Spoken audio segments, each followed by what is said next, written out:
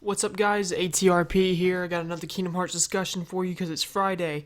Now, this week, we're going to talk again about Xehanort like I did last week, but this week, what we're going to talk about instead is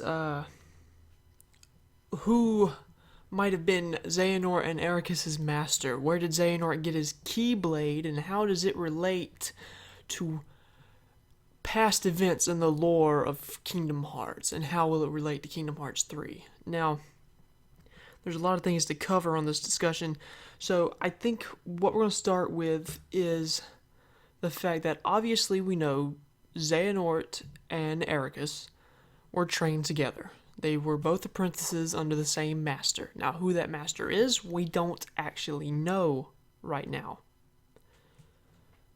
The best clue we have is that in one of the trailers for Kingdom Hearts 3, Xehanort is talking with Ericus over a game of chess, and the camera zooms in on the Keyblade, which will become Xehanort's future Keyblade. Now, the thing about this Keyblade is it bears a striking resemblance to the Keyblades of the Foretellers, which are related to Kingdom Hearts Key. Now, that particular Keyblade did not belong to a Foreteller, as far as we know. Now, what we do know about the Foretellers is that supposedly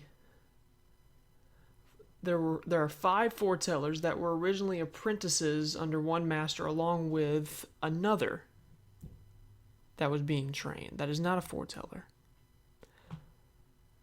So, we are to believe that this other may have a Keyblade very similar or almost identical to the same style of Keyblades that the Foretellers carry, but he is not a Foreteller.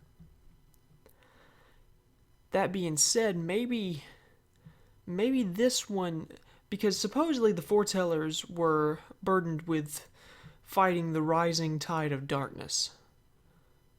Now, maybe this one didn't want to go with the plan, or something to that effect. We don't really know, but what we do know is that he has a Keyblade very similar to the Foretellers. And now Xehanort has that Keyblade. Now, we do know that the Keyblades can be passed on via a ritual, like a rite of passage ritual. And maybe Xehanort's master passed the Keyblade on to him formally. Or maybe Xehanort took it by force. Who knows? Either way, Xehanort's now in possession of this Keyblade, and what makes it similar to the other Foretellers Keyblades is, for one, it has a very similar keychain, which is an eye, which I believe is referred to as an eye of darkness or something. I'm not sure, but it's an eye. It's like a little blue eye as a keychain, and it has an animal at the top of the hilt, an animal head. Now, the one on Xehanort's Keyblade seems to resemble like a goat of some sort. Now, why Ericus didn't get this Keyblade is not 100% sure. Why Xehanort was chosen for this Keyblade and not Ericus. I'm sure it has something to do with Ericus being fanatical about the light and Xehanort being all about darkness. But it stands to reason that Ericus and Xehanort's master was this other person trained alongside the Foretellers, but maybe not necessarily a Foreteller himself. So maybe this person took his own pupils and trained them, being Ericus and Xehanort. Maybe his will was very similar to that of Xehanort's, although Xehanort is going about it differently. Ericus was a pupil that represented the light, and Xehanort represented the darkness. However, Xehanort is fighting so that the darkness is equal to the light. And maybe this was also the will of their master. And maybe it's been misinterpreted by Ericus, because Ericus obviously thinks that the light should always keep the darkness in check. Now again, why Ericus doesn't have this Keyblade is not 100% sure. I'm sure that, well, Nomura should touch on this in Kingdom Hearts 3.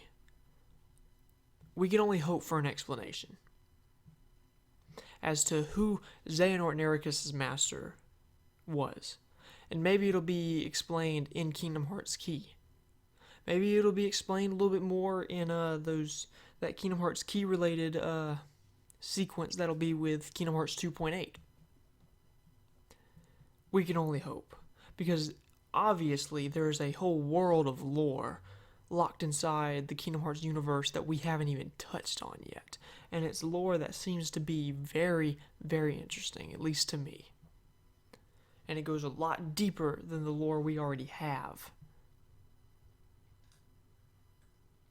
Now, if Xehanort and Ericus' master is not a foreteller, then who is he or she? Who are they?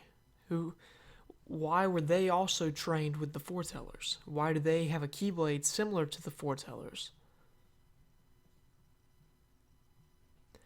Because we are told that there are 5 foretellers, but there are 6 animal heads. What does that necessarily mean? What does that mean for the foretellers? Was there actually a 6th foreteller, or is it as expected and it's not a foreteller at all? It's just someone who's got a Keyblade like the other foretellers. I want to know your thoughts. Leave them in the comments. Also, leave in the comments what do you think I should do other discussions on. I've already decided I'm later on going to discuss the 7 Guardians of Light as well as Keyblade armor in Kingdom Hearts 3. Like, favorite, share, subscribe to my channel.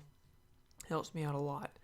Make sure you share the videos. Like I said, comment. I want to know your thoughts. I want to know your suggestions and what you think of the foretellers, Xehanort, Ericus, their master, and of course Xehanort's Keyblade, because this Keyblade is obviously very unique. Very unique in its abilities and what it can and cannot do. Now, because it also stands to ask the question, there's also the question of, if the original man who wielded this Keyblade is not a foreteller, why didn't a foreteller wield this Keyblade? Is there a reason why the 5 that we know are foretellers did not wield this Keyblade? A lot of questions remain to be answered, and hopefully we will get answers in Kingdom Hearts 3.